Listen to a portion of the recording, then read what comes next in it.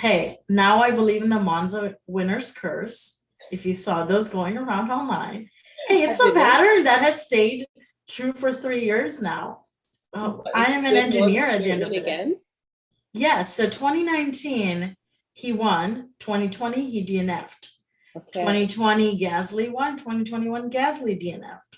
2021 Ricardo won, in 2022 he DNF'd. I think it kind of goes to the wider conversation about how Formula One treats its fans as consumers.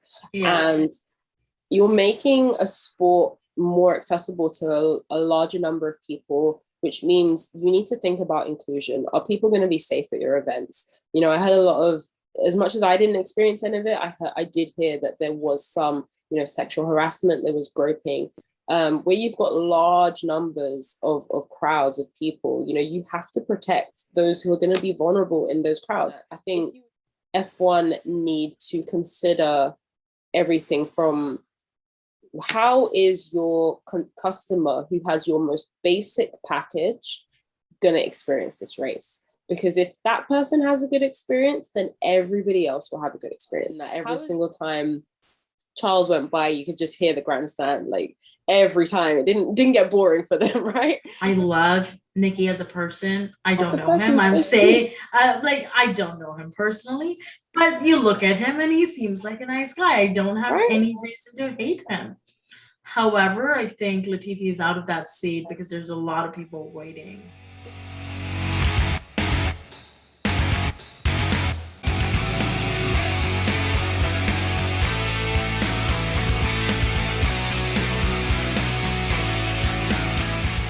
Hi guys, welcome back to On the Chicane. You're here with me, Paris, and today we are joined by a super special guest.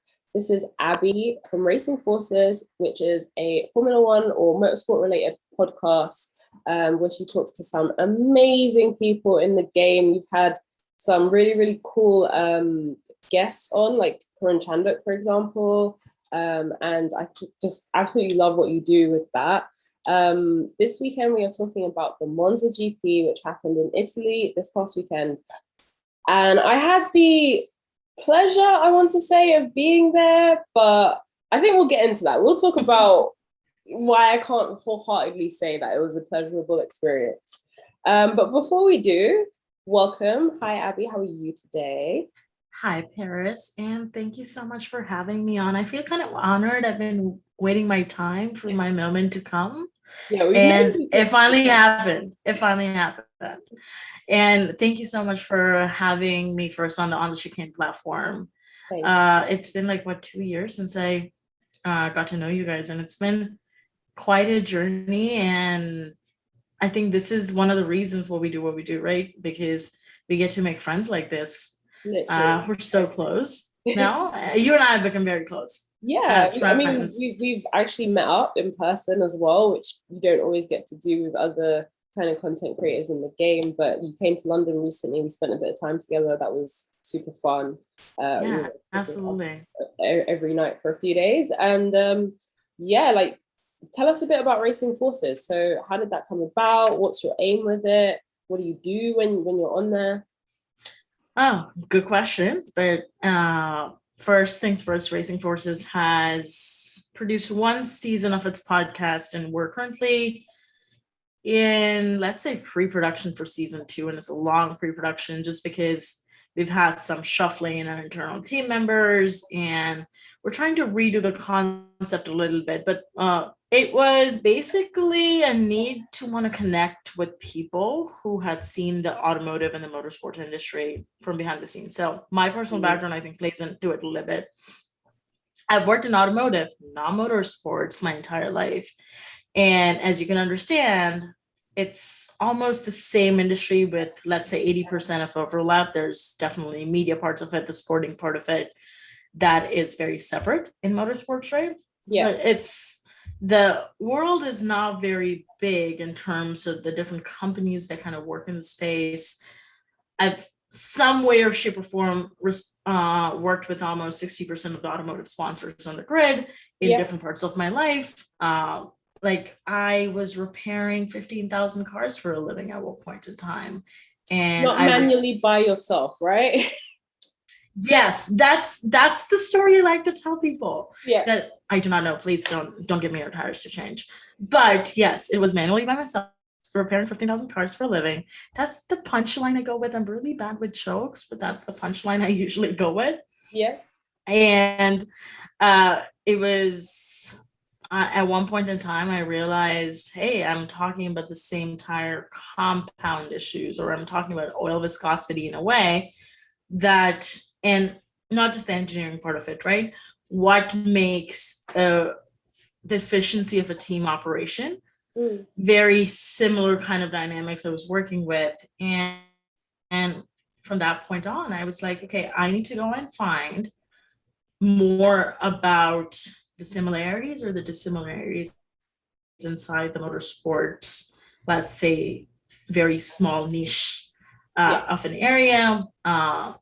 And being a woman of color in the US, this conversation. I was just about to ask you about that. Like, what's your experience? Because obviously, when you think motorsport industry, especially the corporate, like the more corporate side, not just the lifestyle and leisure side of it, but the really corporate side that you tend to deal with, I can imagine that you are one of the few people who look like you in that area.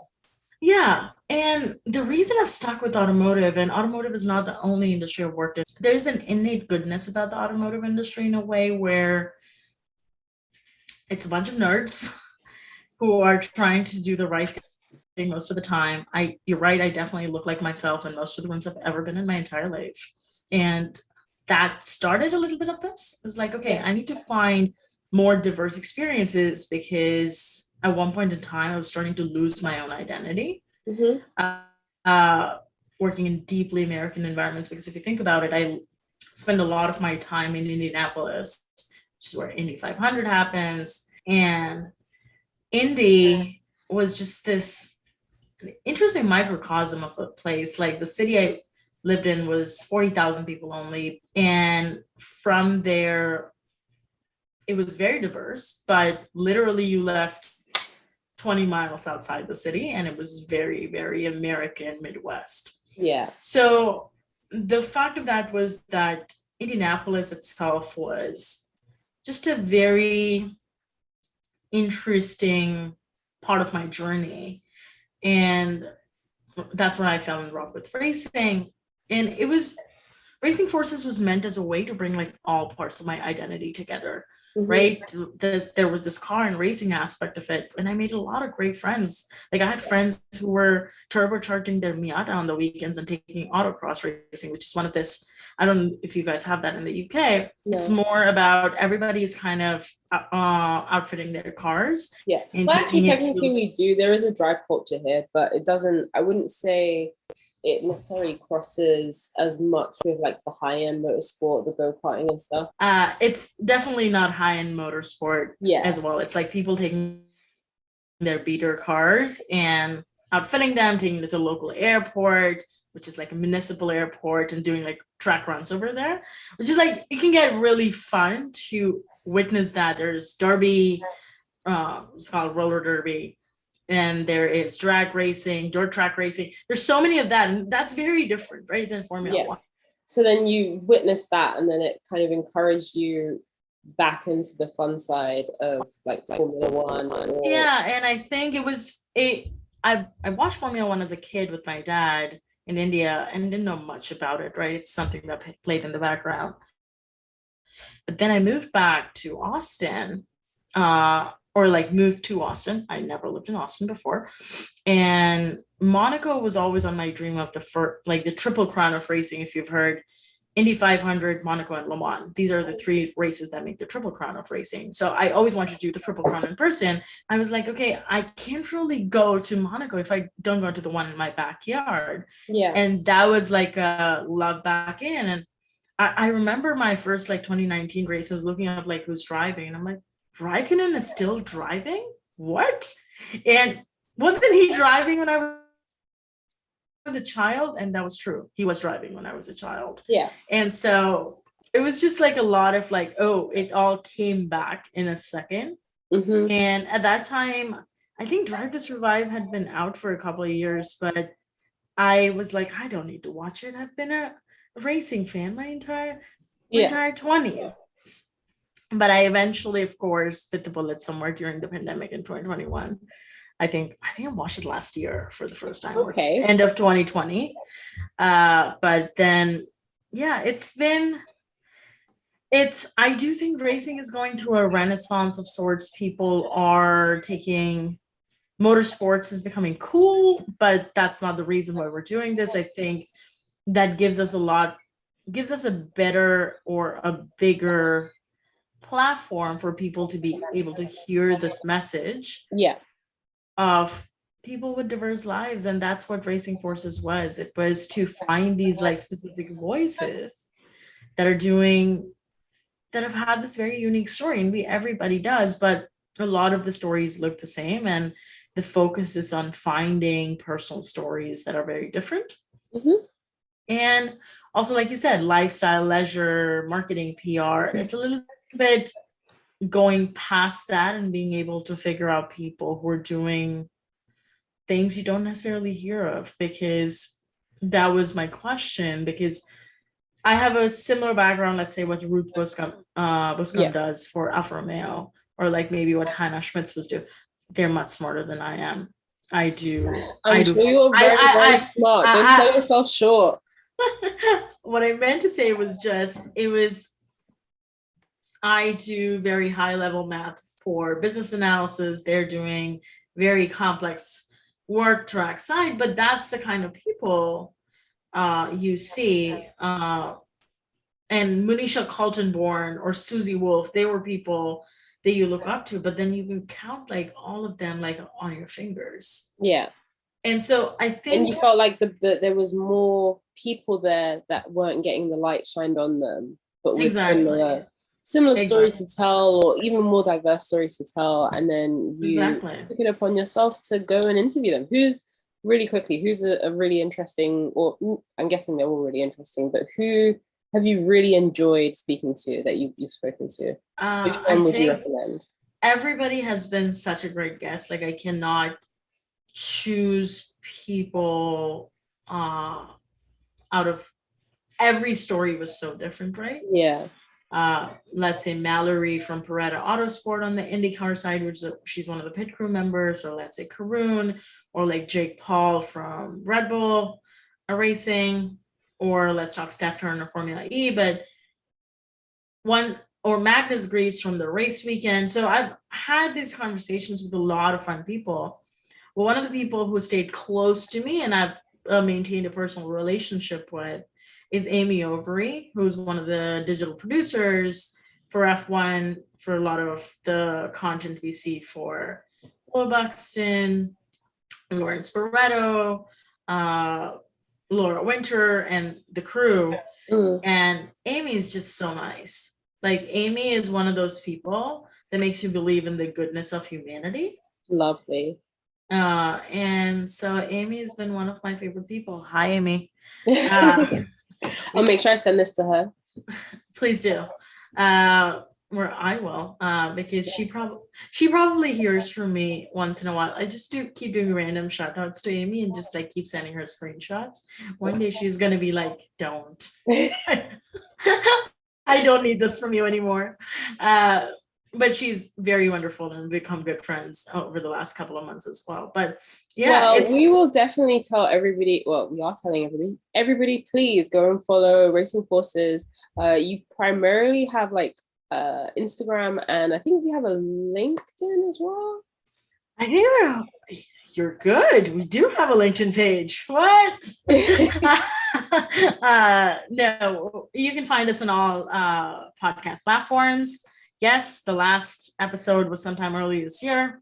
We will come back. We are changing up the format a little bit, where things are in the works, because sometimes after a 14-hour workday, it's hard to follow your passions consistently. Have all of season 1 to enjoy before season 2 comes out. It's an archive. There's a wealth already waiting for you just there. So if you're not acquainted yet with Racing Forces, please go and check her out and them out, because you do have a team as well who helps you. So yeah, this weekend, as I mentioned, was the Monza, nearly said Monaco there, the Monza race in Italy. I went. This was my very, very first foreign race. So I've been to Silverstone, I think 5 times, maybe 6 times. Pretty sure, definitely 5. And for me, I feel spoiled by Silverstone. Silverstone is my home race. I get to go, I get to see Lewis Hamilton on the top step all the time. Except I think one time it was like better. I was like, but generally I get to really kind of experience a really good crowd, a good kind of atmosphere, and all the benefits of being at a British race. Now, I went to Monza, and I would say for my first international race, I think it was a bit chaotic, very chaotic. That's what I hear. So tell us more about how it kind of went. So the first thing to know about Monza, the Autodrome, it is in a park, and it's like in the middle of Monza. There's this gigantic park, the size of like Hyde Park or Regent's Park, or maybe not as big as Central Park if you're in America, but probably like half that size, right? Huge park, and they've built 2 tracks actually kind of cross into each other, but there's one main track which they use for the Formula One. And so you get thousands, hundreds of thousands of people kind of coming through this park. But I feel like what they didn't really do for those of us on general admission. So if you have never bought a ticket to a Grand Prix, a lot of people have watched and have never physically, been themselves. So if you never bought a ticket to a Grand Prix, there's like a general admission ticket where you buy a ticket and you can kind of walk around everywhere, but you don't have a seat, and you don't have like access to like food and drink if you're in like hospitality or anything. So they generally at most of the Grand Prix have watching areas where you can kind of watch from a good vantage point, and there'll be lots of these kind of dotted around. And I feel like because it was in a park, there just was very limited space. As soon as you were getting close to one of these watching areas, the crowd was like 5-10 people deep. So already you're not getting to really see the track as closely as you normally would at some of the other racetracks. And you had to just be there. I was in a group chat with a bunch of women. Shout out GridClick for sorting that out. I did just join that because it was an amazing wealth of information that they were kind of putting in there, or just hive mind, everybody's sharing everything. That's really helpful for sure. It's super helpful. And one thing that kept coming up was people being like, I'm going to wake up at 4 o'clock and I'm going to go to the track. I'm getting to the track at 6 o'clock. I'm going to sleep there overnight and I'm just going to be there. Like, you had to do that. If you were in general admission, you had to do that. There was no other way to be the first, like, to get there. So there were issues. I don't want to focus like completely on the issues, but there were some major issues when it came to just the general organization of the event. How many thousands of people that you'd have coming in, and then the exit strategy, shuttles. It existed. They were there. They had shuttles. They had a whole system set up, but the volume of people that were going to be using it, it was just a standstill for hours and hours and hours. So I think that kind of marred a lot of people's experience, and it took away from what would have otherwise been an amazing weekend. And they also did a thing where they tried to create their own currency system. So you had to... I heard that, like preloaded tokens or whatever. Yeah, you had to buy a token to buy food. So you had to queue up for a token. And we were in this queue for 2 hours. Bearing in mind, without a token, you can't buy water, you can't buy food, you can't buy drink, like alcohol or anything like that. So the only thing you can buy without tokens is merch. Interesting. So it's like, okay, cool, I can buy a t-shirt, but I can't eat a t-shirt, I can't drink a t-shirt. And it's like 30-degree heat, which I think is like 75 degrees Fahrenheit. Like it was hot. It was so hot. Were they expecting, I guess, the t-shirts to degrade at some point with that heat? I have no idea. I think they thought we would just use everything as parasols and keep ourselves cool. But we were in this queue for nearly 2 hours, and after about an hour, I said, look, I'm going to go try and find us. We're in a park. There must be water fountains. There must be something where I can refill these bottles.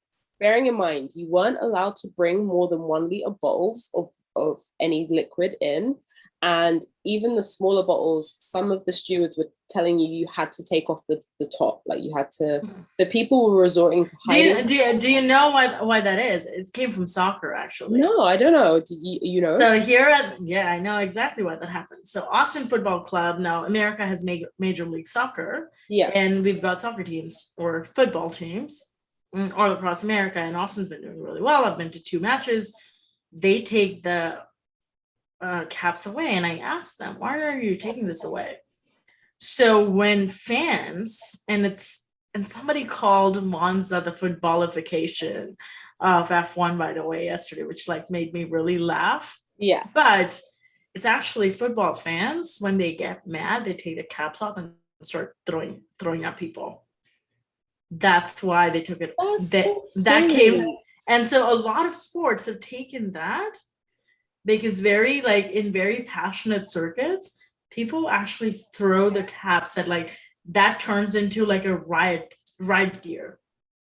Honestly, it was so silly. It just meant that when you were walking through, you had a bottle, but you couldn't have the lid. So it didn't make it something that you could refill easily, right? Like you can't just refill it and put it in your bag. But the second day, I bought 6 bottles in, and in my head, I was thinking, like, I dare you to try and take one of these lids away from me, because I will tell you that we nearly died yesterday of dehydration, and I'm seriously not exaggerating. So were you able to take the water in? Yeah, the second day, I think they just knew, like, that people would kick off if they didn't. They still took away anybody with over a liter bottle, but they let people in with like multiple packs of smaller things, and you just had to bring food with you. The system didn't make sense. You had to queue twice, and both queues were like 2 hours long, so it didn't make any sense. So I think that was like the main issues: transportation links, congestion, bad like circulation throughout the track, and bad viewing points and vantage points if you were in general admission. Also, I heard that the crowd this year for qualifying was bigger than the race day crowd at previous years. So clearly the number of tickets that they sold this year, to obviously probably try and make gains from money loss during COVID, and just like you said, the popularity. Yeah, because Monza was not full capacity last year. I think it was like 65,000 people last year. So I haven't seen what the like final numbers were, but I'm guessing good few 100,000 people, probably 500,000 across the whole weekend, on average, I'm saying. So I think there's some definite rethinking that needs to go into, if that's what all foreign races are like. And like I said, I'm spoiled because Silverstone, we have great viewing points for anybody in general admission. You can go to more or less any part of the track, and there's going to be somewhere for you to stand or sit and watch the race and still be able to see everything that's happening on the track. There were people standing in trees. They were like, I kid you not, there was just so much. That also somehow sounds so European to me. Yeah. We'll just get on a tree. Yeah. Sorry. It did. Like, there was people literally climbing and perched in trees. I think I took a picture, and it kind of reminded me of like a scene from a Rudyard Kipling Jungle Book thing, where you've just got like a bunch of Mowglis over there. Honestly. So it was a bit crazy, and I would not choose to go back to Monza at the moment unless they changed a lot of things, or I had hospitality. I even say hospitality. I can correct you there, though. Yeah. Hospitality. You and I have a shared friend. I'm not going to name them on the podcast, but they work for the Paddock Club, and I was talking to him over the weekend. They had a Paddock Club guest who was pissed. Woo! That's saying something. That is saying something. I was on the phone with him multiple times. Like, I gotta go. My client's calling me. I don't know why. Damn. Okay, so maybe even not hospitality. And the only reason I was saying hospitality is because even if you get grandstand, you might still have to deal with that token situation, and that's not really what you want to deal with. No, so I think with hospitality, the problem was that they still had to do that 40-minute walk from the car park, even if they had a car. Yeah. And after that, of course, I think hospitality had separate checkpoints, but all of this is being run by the local government, right? Yeah. And they're not making it easy on anybody. No. Though, so There the were people, definite people with VIP wristbands and lanyards on Saturday when we got the shuttles. We did a completely different route on Sunday and it was worked much better. But yeah, I think I'll have to do a guide for people who are going to Formula One and being in general admission, because I feel like this is another thing. I think it kind of goes to the wider conversation about how Formula One treats its fans as consumers. yeah, And you're making a sport more accessible to a larger number of people, which means you need to think about inclusion. Are people going to be safe at your events? You know, I had a lot of, as much as I didn't experience any of it, I did hear that there was some, sexual harassment, there was groping. Where you've got large numbers of crowds of people, you have to protect those who are going to be vulnerable in those crowds. If you were disabled, if you had a different ability, that I heard. what would you have done? Like, in So this scenario? I heard about this. I think she was either Latin American or an American Latina woman. And I was reading through her thread on Twitter. She applied for special access because she has a really bad sprain in her foot. Yes, it's not a permanent disability, but it's a disability, you know why? And she was there with her family. She was denied, even after her doctor's note, special access saying that this is not a permanent disability. You have to go back. And she had to wait hours to even find a way to get back. Wow. Because again, that 40-minute walk, there's no can't do it. on. You can't do it if you're limping. Yeah. I am a fully able-bodied person. I work out, I go to the gym. By Sunday evening, my back was killing me. I was hunched over. My boyfriend was like, do you want me to put you on my back? Like, you look like you're in so much pain. I would have loved to see that, but oh man, he is so sweet. Shout out to the most patient boyfriend in the world, because that was also his first Formula One experience ever. Not first Formula One experience in another country. That was his first Formula One experience ever. And I felt like I just had to keep saying to him, this is not how it is. I promise. Like, it's better than this. We're better than this. And I really felt bad for him, because for a person who's never experienced Formula One, like, yeah, he got to hear the kind of the cars go around. He got to see a few of the cars like zip by, but there was 5 screens or 6 screens across the whole park. You couldn't see what was happening on the track. But I did manage to watch the race. I just watched the highlights afterwards, and I made sure on Sunday that we were near a screen so we could kind of like see everything. But yeah, as I said, just like final point on that, I think F1 need to consider everything from how is your customer who has your most basic package going to experience this race? Because if that person has a good experience, then everybody else will have a good experience. How is your most marginalized person who is going to enter your space? And this is for every single racetrack, not just Monza. This is for every racetrack, all the new ones that they're doing. How is that most marginalized person going to experience your race? Are they going to be racially abused? Are they going to be sexually abused, sexually harassed? What provisions do you have in place for people who experience like negative aspects of Formula One? Are your stewards trained for that, And then as well, your customer experience of actually navigating the park, navigating the site, being able, at the end of Formula One, you have a couple of 100,000 people that all leave more or less at the same time. Some people might stagger, some people might stick around and try and find their favorite driver or whatever, they might stick around for the concert, but a massive chunk, a massive percentage of those people are going to leave your park at the same time. It's just common sense, right? And I think racing as a sport struggles with that. Indy 500 has been going on for 100 years at this point. Indy struggles with this. Austin definitely. I think the Austin track, even though it's really far, it's not really far. It's 20 minutes from the city. However, the track becomes very far with traffic. I guess it takes you 2 hours to get there on race days. but they do a good job with traffic control because the way it's designed, it's such a purpose-built track. There are like 5 points of 5 roads that enter the track. So you have specific car parks you can do. And like the car park, I was by turn 9 last time. Such an easy entry. There's no lines to enter. We don't know what's going to happen this year. But I was thinking about this yesterday, a couple of different thoughts that came to my mind.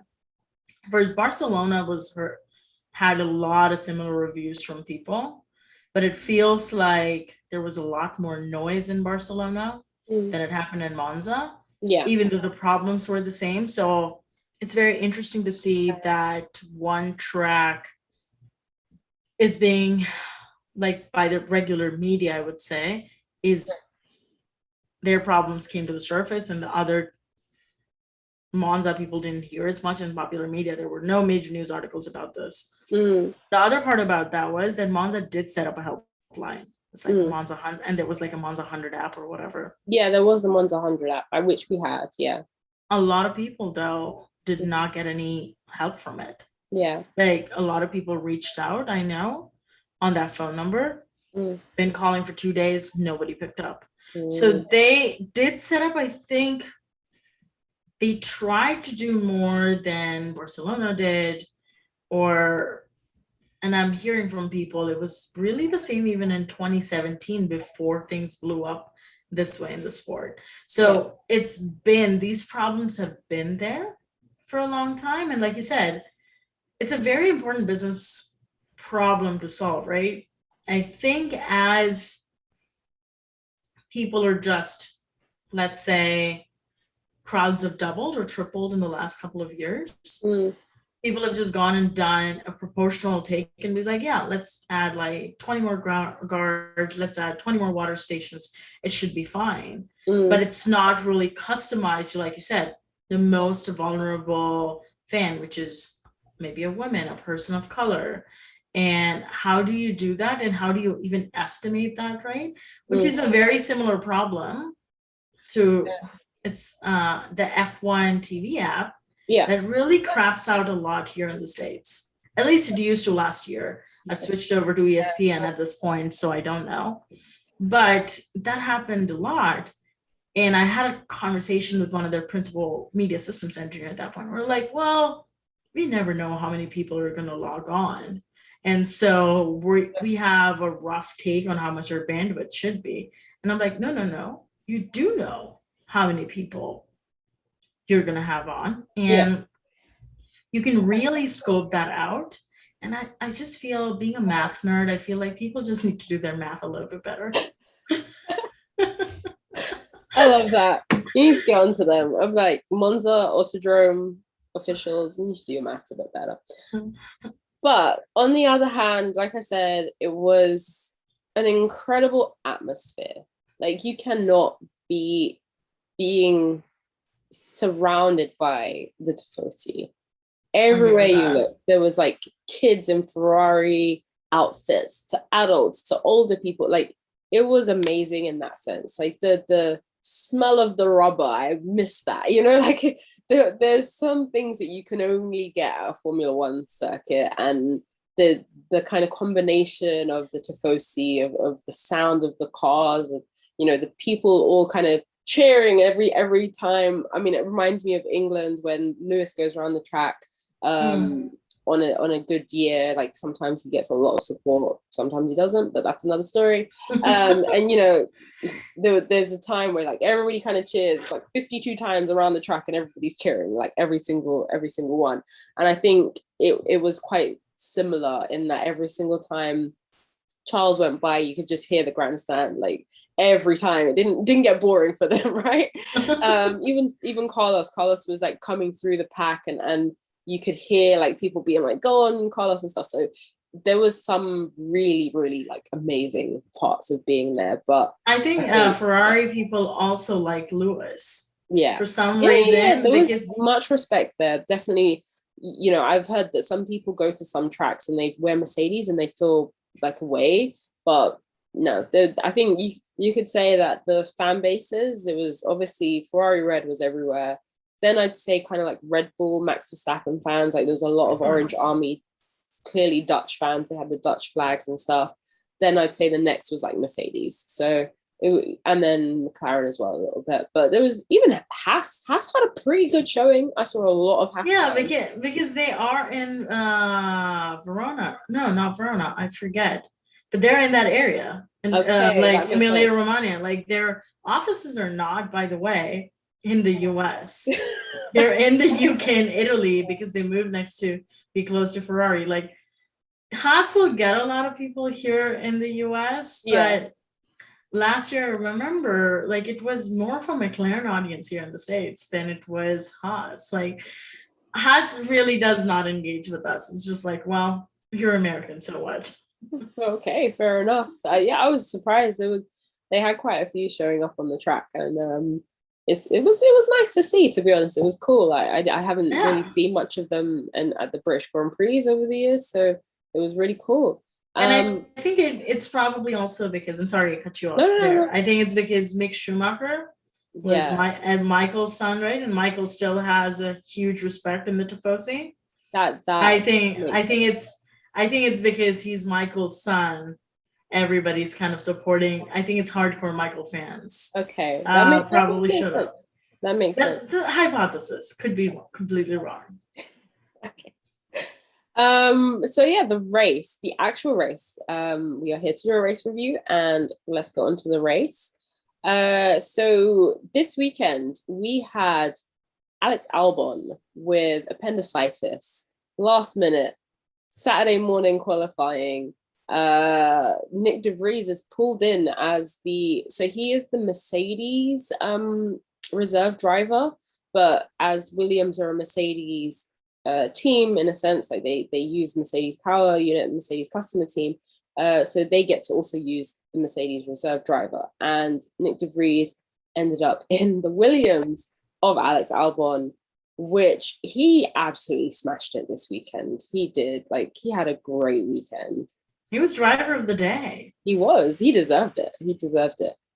Now, if you look at his career, right, he's been waiting his time for this break. He's Dutch, but also much older than, not much, by a couple of years to Max Verstappen. But in your 20s, every year counts. Yeah.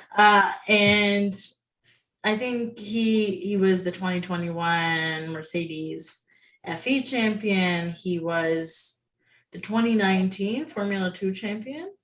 And he's been waiting for an F1 seat since 2020. Yeah. So like 3 years later, having that reserve driver seat with Mercedes and being able to like demonstrate that, and that's such a chance thing, right? Yes, you can do FP1, but which he did with Aston this weekend. And apparently since 73, there hasn't been a driver who drove for two teams on the same weekend. I didn't know that fact, but yes, he did drive for Aston. That was his scheduled drive this weekend, right? Exactly. The Williams was not an accident, but purely out of the blue. You know, nobody knew Alex was. It was sad for Alex, and after seeing the news this morning, we're glad Alex is out of like any kind of major risk, but that's never fun for people close to him. It's but I think it was just a stroke of luck in Nick's favor, and the way he jumped into the car, and it was a very stable drive. Yeah, you could see him through the DRS drains on the corners. Yes, you could also see him sometimes after like a tire change. I think it was his first tire change. It was a medium he goes on around lap 20-ish or 25. And you see in the first corner, he spins a little bit. Yeah. There's like a little bit of an oversteer that happens. And you're like, the tires were fresh, you know, they weren't. Tires were fresh, were warmed up yet. Exactly. And I think as well, he went off in, I want to say Q2, I can't remember. But he did go off a little bit. But that's his first weekend. In the Williams as well, it's not even like he's jumped into a car that is like easy to manage and really good, and you know, he's jumped into a Williams, which is notoriously terrible car to drive. So they did have a lot of straight line speed this weekend. They were supposed to have a good weekend, but when you see where Latifi ended versus how he ended. And of course, he got that advantage of so many people taking new power units or internal combustion engines, right? But though most of them could not overtake him either. So in Monza, you can overtake if you wanted to. And so I think overall, he did a great job with not the same amount of conditioning that people have, usually preparing for this race weekends. It's going to make you wonder if he's the right person for that Williams next seat. I am saying yes. I am saying get Nick de Vries, get Latifi out, get Nick de Vries in. He out-qualified Latifi bang to rights. Like Latifi, I think, qualified 16th and he qualified like 14th. Pre penalties. Yeah, pre-penalties. So on merit, like without being bumped up, you know, he already was beating Latifi, right? And I think the fact is that we've known Latifi is not getting like, I love Nikki as a person. I don't know him. I'm saying, like, I don't know him personally, but you look at him and he seems like a nice guy. I don't have any reason to hate him. However, I think Latifi is out of that seat because there's a lot of people waiting. There are, and they cannot justify it. He got his ass handed to him on a plate this weekend by a rookie driver. Nick's been in F1 for years, regardless of how well of a car he's had, doesn't have, blah, blah, blah. Like, just experience alone should have had him putting half a second on Nick. But remember, though, Nicky's not there because he is a performer. He's there because of the investment that Sofina Foods and Lavazza and these brands have made. But that happened in a pre-Doralton Capital, which are the new owners of the Williams team, the private equity firm that's based in New York. After they bought out Williams, and thinking they're private equity, they've got investors. Williams did not have investors pre-private equity takeover era, but now they're private equity. They've got money. Or they can bring in somebody from a portfolio of their companies that they're handling and just like plug in that money for a bit, get some returns out of it. I think this is a good time to part ways with Latifi. Like you said, there is no reason for them to stay together. We don't know. That's the only thing. If Latifi stays, it would be because Doralton did not have a better investor in their portfolio. But I would say with the kind of money that Williams gets out of the sport, I think they do get a heritage team extra payment from Formula One, which is more than the regular teams. And with that payment, I think they should be able to afford de Vries, but Ricardo may be just outside their budget as well. Well, I think Ricardo's going to have to lower his monetary expectations, though. I'm sure the severance package from McLaren was very sweet. I think he'll be fine as long as, if he's saying that he still has that fire for Formula One, I feel like he'll have to just be happy wherever he lands. And I'm sure we will find out. Actually, I'm not sure we will find out soon because there is nothing that says that they have to wrap all of this stuff up before the end of the season. No. I vaguely remember one year where Lewis didn't re-sign his contract with Mercedes, who is his team, like until 1 month before the season started. So we could be waiting a very long time to find out what happens with everything with silly season. But one thing I know is that by March next year, when the season starts again, we will have to know. So that will be, time will tell. But in the race, so we had Charles, who had a really, really good start, actually, to the race. He did. He had an amazing start. He qualified on pole, and I think just everybody was expecting the drive to be like as amazing and maybe a bit difficult. Like he was next to Verstappen, who had a 5-place grid penalty, but we know that the Red Bulls have pace, so everybody kind of expected Verstappen to get back up. But generally, people were super excited for what he might achieve, right? He already has one Monza victory under his belt, and I think everybody was hoping for and slightly expecting a second, right? And we all wanted one as well. But hey, now I believe in the Monza winner's curse. If you saw those going around online, hey, it's a pattern that has stayed true for 3 years now. I am an engineer at the end of the day. Yes, so 2019 he won, 2020 he DNF'd. Okay. 2020 Gasly won, 2021 Gasly DNF'd. 2021 Ricardo won, in 2022 he DNF'd. There is a pattern. There's a pattern forming there, but there's a pattern forming. I don't know. Somebody cursed somebody. I don't believe in curses, but I don't have to believe in them for them to be true. Oh, fair enough. Oh, I don't know. I think you can't. The Red Bull this year is quite so good. It just has more power. It has more grip. Like everything about the car, and I'm not gonna lie, they just have a better strategist. And people just think that there's always one strategist on the team, right? There's a group of people that are doing it. And Red Bull is working really like a well-oiled machine. Yes. And the way Ferrari is working reminds me of my automotive life. Like currently I'm advising one of the world's biggest like automotive suppliers. And it's rough sometimes. Chaotic. It's chaotic. We in the auto world, we don't like doing work. We're very lazy people in general. Like, and I say we, by the way, because I worked in those environments. We're just like nerds who don't like doing any work.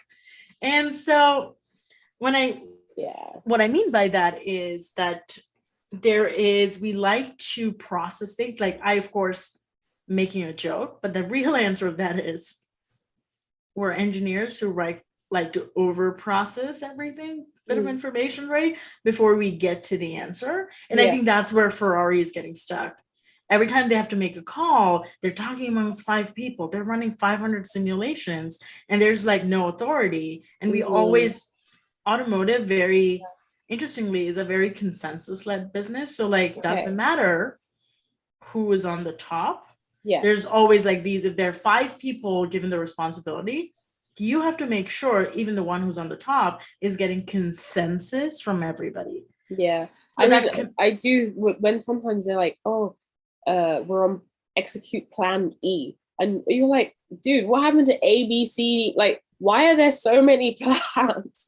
I know it's Formula One and you have to account for everything. But can you imagine like Charles sitting there thinking like, okay, plan F, plan G, like which one are we on right now? And trying to calculate, or like dude just wants to drive his car. Tell me when to pit. Tell me which tires to put on. And we have a tendency of overcomplicating things, like being our own heads. And I think that's where Ferrari is getting stuck. Red Bull is an energy drinks marketing company, and that culture really shows on their pit wall. Yeah. Like they're very quick in what they do. And they've been a well-oiled machine. Like I'm not a Red Bull fan, but it hurts to admit it. They haven't made mistakes this year. I agree with you. I think a lot of people are commending Max's driving acumen, but honest to God, dude's just getting in a freaking well-designed car and putting it up there. And yes, he doesn't make mistakes, which is great, but it's like it's definitely a massive team effort. You know, you see their pit stops are perfect. Like, you know, time-wise, they don't get it wrong. The choices that they make for tires, they don't get it wrong.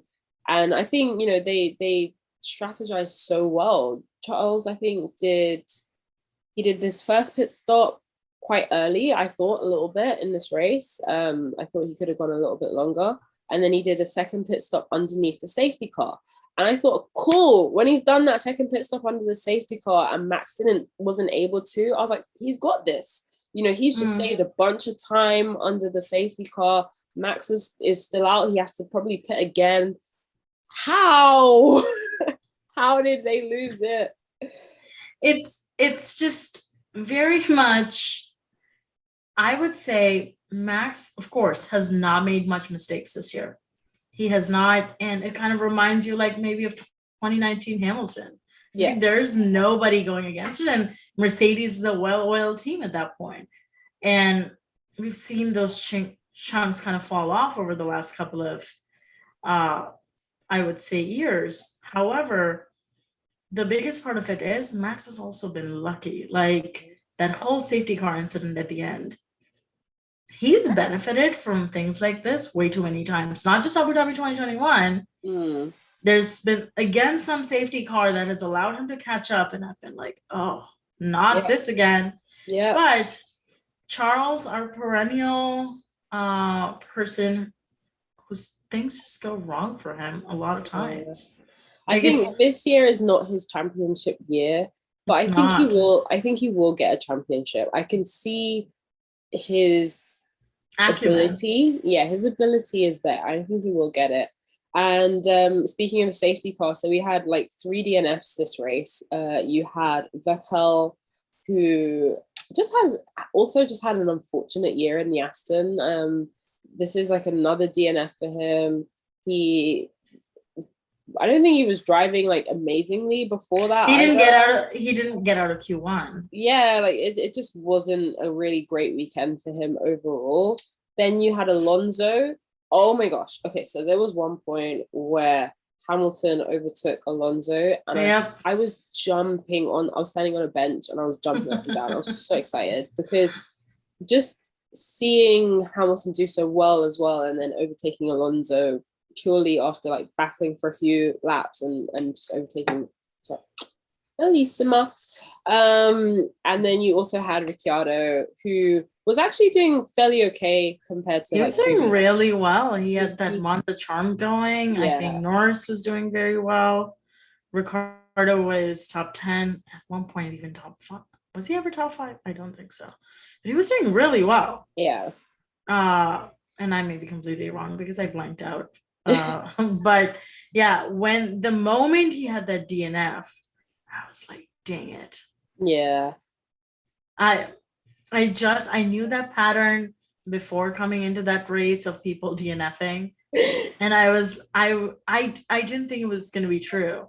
The moment it happened, I had some couple of other friends on the track in Monza. I was like, dang, this is becoming true. It actually happened. True. It was like quite late in the race as well. So I don't think probably by then everybody was like, 47. He'll make it to the end. Yeah, it was the last 6 laps. So it was like, he'll make it to the end. And you see, one very important part of these DNFs have been in these like past 3 years that they have had a significant impact on who the winner was going to be. Yeah. Because I think if the race would have been red flagged, as Karun kept saying on the Sky Pad, Charles could have had a chance. He wasn't pressure tires. It's such an interesting thing because, I mean, it does bring up Abu Dhabi. It just does. It's the most recent historic comparison that we have for that kind of end of race incident that could either cause a safety car or a red flag, right? And if you stay out under the safety car, you have time to clear the debris and go back racing. Some people might pit, some people might not pit. There was talks as well yesterday, like a lot of people questioning why the safety car picked up. I think George was the first car behind the safety car and why they didn't wait for Max. And I think it's maybe people who are quite new, but the safety car always comes out and just picks up whoever's behind it.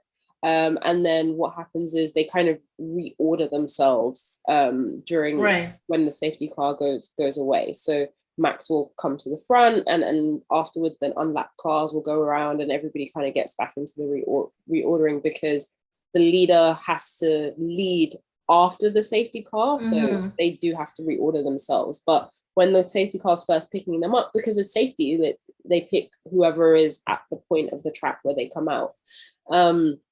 But that means that, some people have time to like dart off into the pits.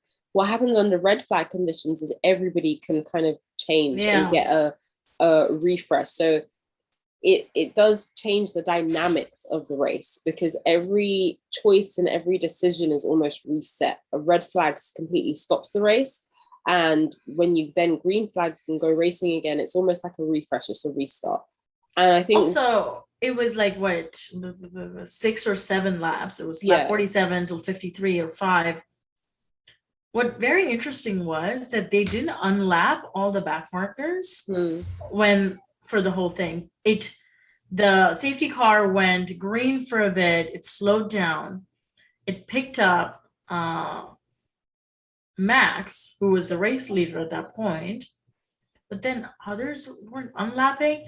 That made no sense on what that safety car was doing at that one point. I think it was just very confusing, and I think they need to relook at the procedure when it gets to the end of a race, because what I don't want is any of those procedures to unduly influence the end of a race and influence the outcome. And I think that's the issue. So last year in Abu Dhabi, it influenced the race because people said that they wanted to go back to racing so quickly that they didn't follow the procedures to end the race under safety car conditions. This time they did end the race under safety car conditions, which I'm very happy about. I'm happy that it ended under safety car conditions. They followed the rules. Yeah. They followed the rules. But a lot of people were saying in order to get the racing in, knowing what happened before in Abu Dhabi, where they didn't red flag the race straight away, they still did half of the safety car and then tried to undo the safety car. So instead of doing all of that, if it's within a certain amount of laps from the end of the race, you just red flag, because then you can start clean. But my only issue with starting clean is you wipe everything that's happened in the race. It's a fresh mini race, right? So I don't agree with that. I don't like that. I think, follow the rules of the safety car and stay consistent. Stay consistent and stay consistent. It's not about entertainment, it's about safety at the end of the day. So for me, I think they did the right thing, but they just need to make it clearer how they're doing it so that it doesn't affect the way the viewers perceive the racing. No, that makes a lot of sense. I think the consistency is something that FIA has struggled with over the last couple of years, right? Yeah. So it's probably going to be a difficult pill to swallow for some parts of the paddock, for sure. And even it was very interesting to hear Christian Horner say that they had enough time to go back racing. And so he said a similar thing last year, so I'm not surprised. At least he's consistent, right? At least he's consistent. We know what to expect from Christian. At least he's consistent. He wants Max with a little bit of well, I guess, I mean, if he'd gone racing, he was putting his guy in a position where he wasn't safe. So yeah, I didn't expect that coming from him. Yeah. Maybe Science would have gotten the opportunity if they went back racing. He still had like 9 seconds and 6 laps to go. He wasn't catching him up that early, but if they had let them go on racing, very much a possibility that Science would have overtaken. Yeah, because he had fresher tires at that point. Exactly. So, can we talk about Science for a second? He had an amazing drive. Oh my God. He went from... Where did he start because of the penalties? Gosh, I'm trying to remember. He started, I think, 18. Yeah, he started in 18th, you're right. And then he finished in fourth. So he was in what I call Hamilton mode. He was very much in Hamilton mode. He was. Like chasing people down the field is a very Hamilton thing to do.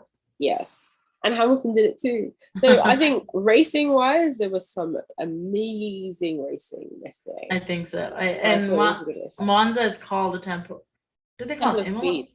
Yeah, Monza is called the Temple of Speed. For 1 second, I was like, is it Imola? No. But no, for a reason, I think it's one of the remaining purpose-built tracks on the calendar as we're moving more and more to street track racing. Yeah, Singapore with and that's why Austin, I hope, stays on the calendar past the next 5 years, because Austin is again a Tilke purpose-built track, and I think it will make a huge difference for the racing quality if that goes away, but that's here nor there. I think it was overall, in my opinion, a good race. I felt so much more engaged than I was at Spa for some reason. I agree. I mean, as I said, I watched it on a screen with no sound for the majority of the race. Like I was still, engaged mostly fully with everything that was happening, apart from when my back started hurting. I had to sit down for a little bit, but and that's saying something. Like there was no commentary, there was nobody saying, well, that happens a lot on tracks. And yeah, can we talk about something about how watching outside I've never been in hospitality, so I don't know. Watching a race on track is not all what it's hyped up to be. I don't know. I've had varying experiences with this. So a lot of people worry that when you go to a Formula One race, you're only going to see a car like this, like once every minute, or you'll get 3 cars and then a big space and then another 3 cars going past. Sorry, I lost my mic. I've been lucky, and as I said, I've been spoiled. I've always been Silverstone. At Silverstone, you can buy radios. They're about 10 pounds, and there's a local radio station. There's a commentator who's as good as Crofty, I must admit. Like, he's really cool, and he does the commentary for the entire race. So you can just sit there with your radio. You don't have to have a screen, but there's screens everywhere, and you can see the track. So I'm essentially watching the race and watching it live at the same time. As I said, Silverstone, very spoiled. I started off in general admission, and then I ended up going to hospitality. So I've experienced it both ways. And in hospitality, you have TVs that are showing like Sky or F1 TV. And that is everywhere, right? Yeah. But last year, Austin was not a great experience for me. Same, it was not as chaotic. It was still much more planned. But there's so many people, food, it's hot. Even in November, Austin, or like October, Austin's pretty hot. And same, a TV with no sound. Yeah. In front of you, even though I was on turn 9. So turn 9 is a very good vantage point. You see quite a bit of the track on the front, like coming in from the front straight and then going down the back straight. So you see it's up the hill. It's a really great vantage point. And you can actually see that actually was a really good part, actually the good part of the race. However, like not having the live commentary, the tire choices, the pit stops, what's happening, that really mars my experience in doing it in like 80 to 90 I think there is that aspect. weather. If you're a person who's quite technical and you have that understanding and you like I was guessing sometimes what the tire compounds was going to be and what their strategy might be because of the, I was proper like looking to see what color what color wheel it was. And that was just me doing my own kind of like mental strategizing in my head. Sure. But as you said, there's nobody kind of telling you that. So unless you are paying attention to that, and if you're lucky enough to even be able to see, like the screen was a little bit diddy, I'm not gonna lie, like compared to the other screens I've seen, like it was a bit small, so I was having to really kind of struggle and look. But I have had experiences where it's been really cool being in general admission, and you do get like the commentary and that information, and I think that supplements not having your full experience as you would at home, where you get the full knowledge of the tires and the strategy and all the little extra bits that you do get from TV. But at the end of the day, regardless of the fact that we do all watch it on TV, it happens live. It's an event that exists in person, and then they need to make sure that event can be experienced as I think that experience is the growth has not been commensurated by the growth in the experience. I would say. Like, what would be the smartest thing to do is to have a dedicated app when you're there. And I don't mean like a Monza app that shows you the map of where the water fountains are and the toilets. Like, I mean like an app. Every single F1 can make it. They can link it to F1 TV, give us free Wi-Fi. everybody can listen in, you can look at the tire choices, blah, blah, blah. And if that only works for the weekend while you're there, that's fine. You know what I mean? Everyone can pay £1, £2, $1, $2.99 to sign up for it for the weekend. I think most people would do that, you know? Give us the access to the Wi-Fi, give us the access to the technology exists right now, you know? And I don't think that that's difficult to do. So there's so many things that they could do, but they don't. And the other things that they want to do, like build yachts in the middle of Miami that are fake on a fake bed of water for whatever reason, that's the shit that they actually do. But anyway, one last couple of people we're going to talk about before we move on to our winners and losers of the day. So Mercedes, I just want to give them a super shout out because they did super. I mean, Lewis was incredible again this weekend, and I mean, I'm sad that he didn't make it onto the podium, but I'm happy for Russell that Russell did because, again, he has been driving phenomenally this year. Absolutely. With the same car, he's been ending up way above than Lewis in most of the time. But again, Lewis took a penalty this weekend. Lewis took a penalty, and then you can't forget the beginning of the year, they were like testing out setups and stuff and using Lewis as the tester guinea pig. Yeah. So I think overall, Mercedes did a very good job. I would say, de Vries, everybody's winner. Who else was the winner? I think McLaren was doing a good job until like it kind of did not work out for both of the cars as much. Yeah. So your winner of the day is going to be De Vries? Of course. Yeah. Give him a permanent seat in the sport. I will even buy a Williams t-shirt for it. Oh, that's cute. That's cute. Who would be your loser of the day? That's hard. It has to be Daniel. Aww. He was doing so well. Poor daddy.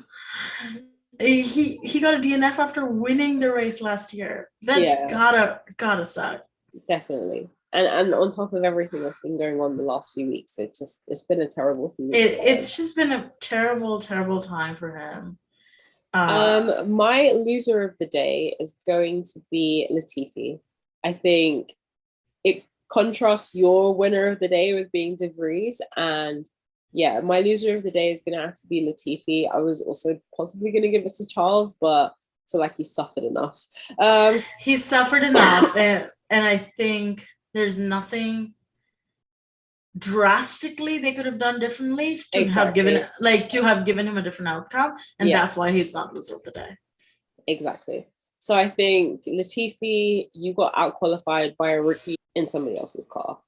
Then my winner of the day, I'm going to give my winner of the day to Carlos because I feel like he's my favorite driver. I have to black. I'm sorry, I don't fan out about anything. Yeah. And Carlos is that one exception to my rule. He's just so consistent. He is. Carlos just takes all the boxes for me. Massively underrated driver. Massively underrated. And I think he deserves like a lot of kudos for this weekend because also like when I was there, yes, they support Charles and Carlos, but Charles is definitely like the main man in Italy. He's the golden child. He is the golden child. He is on every billboard. He was on the TV all the time. Like they love him in Italy. Like honestly. Yeah, they gave him that 5-year deal to do that narrative building around it, right? And Carlos is the stepbrother. Yes. He's still pretty good looking. Still in the family, but he's a stepbrother, right? And that's how Ferrari treats him. But I think he's done enough to keep his place. Sometimes I might say better than Perez. Yeah, I agree. I think Charles and Sergio Checo, Carlos and Checo bring different aspects to the team. Like Sergio is definitely a number 2 driver, whereas Carlos has the acumen. I think, he has the racing skill and the know-how. I love when he's arguing with the Ferrari strategist and he's just like, fuck you lot. I know what I'm doing. You guys are going to do this for me. And I actually feel like Charles could learn something from him. And I think they have a really good way of being with each other that can propel Ferrari forwards. And I'd love to see that. So I think yes, my winner of the day is going to be Carlos.